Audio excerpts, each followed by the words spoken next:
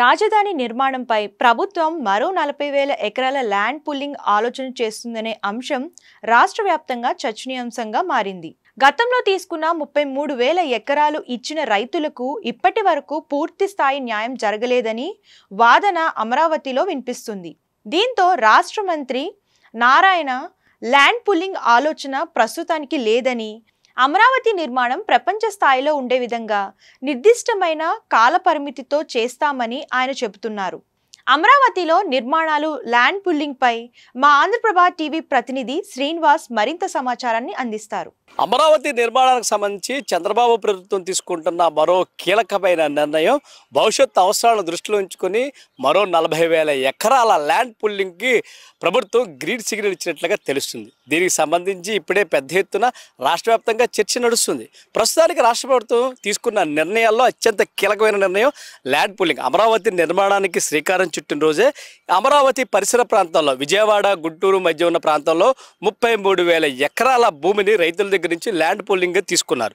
ఆ ల్యాండ్ సంబంధించి ఇప్పుడు అమరావతికి సంబంధించి కీలకమైన పరిణామాలు, అసెంబ్లీ సచివాలయ నిర్మాణంతో పాటు హైకోర్టు ఇతరత్ర అవసరాలు, ఎమ్మెల్యే క్వార్టర్స్ కూడా నిర్మాణం జరిగింది. అయితే ఆ నిర్మాణాలని కూడా 2014 నుంచి 2019 వరకు సాగాయి. 2019 తర్వాత అమరావతి నిర్మాణ పనుల్లో కొద్దిపాటి జాప్యం ఏర్పడింది. ఆ జాప్యం తర్వాత ప్రస్తుతం మళ్ళీ ప్రభుత్వం మారడం జరిగింది. 2024లో చంద్రబాబు ప్రభుత్వం అధికారంలోకి వచ్చింది.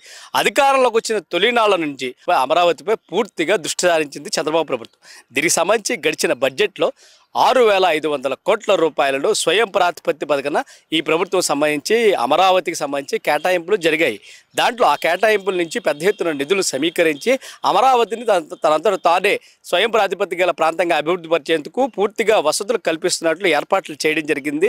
వివిధ పారిశ్రామిక వర్గాల నుంచి కూడా పెద్ద ఎత్తున ఆహ్వానాల ద్వారా ఇక్కడ ప్రభుత్వానికి సంబంధించి పారిశ్రామిక విధి విధానాలకు సంబంధించిన భూ కేటాయింపులు కూడా పెద్ద ఎత్తున చేయడం జరుగుతుంది. దీంతో ప్రస్తుతానికి ప్రభుత్వం వద్ద ఉన్న 33,000 ఎకరాల్లో అధిక భాగం పూర్తిగా కూడా కేటాయింపులు జరిగిపోయాయని, ప్రభుత్వం దగ్గర మరి కొంత భూభాగం మాత్రమే మిగిలి ఉందనేది ప్రభుత్వ వర్గాలు చెబుతున్న ఆలోచన.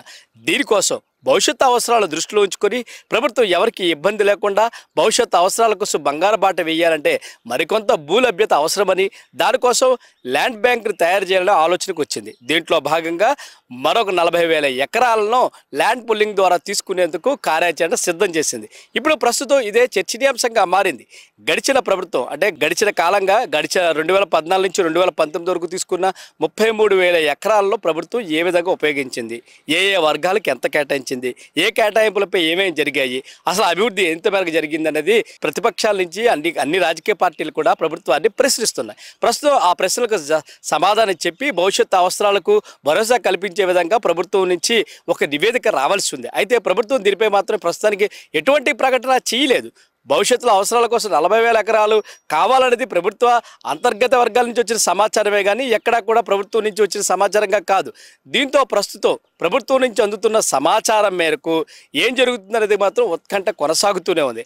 అమరావతి ప్రాంతంలో మరికొంత 40,000 ఎకరాలు ల్యాండ్ పుల్లింగ్ జరిగితే ఈ ప్రాంతం పూర్తిగా కూడా అభివృద్ధి చెందుతుందనేది ప్రభుత్వం చెప్తున్న వాదన.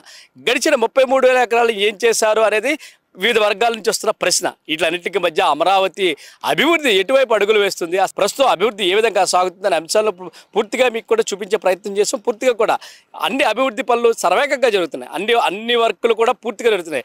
ల్యాండ్ వర్క్ కానీ, నిర్మాణ పనులు కానీ, ఇతర వర్కులు కానీ చాలా స్పీడ్గా జరుగుతున్నాయి. గడిచిన కాలంలో కంటే ఇప్పుడు చాలా వేగం పుంజుకున్నాయి. ఇది భవిష్యత్తు అవసరాలకు అంటే మరి ఎంతకాలంలో ఈ అమరావతి పనులు పూర్తి అవుతాయి అనేది మాత్రం కొద్దిగా ప్రశ్నార్థకంగానే ఉంది. అంటే ఈ వేగంలో శరవేగంగా చేస్తే కాల పరిమితి అంటూ ఖచ్చితమైన కాల పరిమితి ఎవరు చెప్పలేని పరిస్థితి. ఈ నేపథ్యంలో భవిష్యత్తు అవసరాల కోసం ప్రభుత్వం కేటాయించే 40,000 ఎకరాల భూమి, 40,000 ఎకరాలను పూర్తిగా కూడా భూమిని ల్యాండ్ పుల్లింగ్ చేయాలనుకుంటున్న అంశంపై మాత్రం తీవ్రంగా చర్చనీయాంశంగా మారింది. అన్ని వర్గాల నుంచి ప్రస్తుతానికి ప్రశ్నలు సంధిస్తున్నారు. గడిచిన ల్యాండ్ ఏం జరిగిన తర్వాత కదా మీరు అడగాలనేది పెద్ద ఎత్తున ప్రభుత్వానికి ఎదురవుతున్న ప్రశ్న. ఈ ప్రశ్నకు సమాధానం చెప్పి ప్రభుత్వం ముందుకు వెళ్తుందా లేదా ఇతరత్ర ఆలోచనలు ఏమైనా చేస్తుందా, ఈ అంశాలన్నింటికీ కాలమే సమాధానం చెప్పాలి.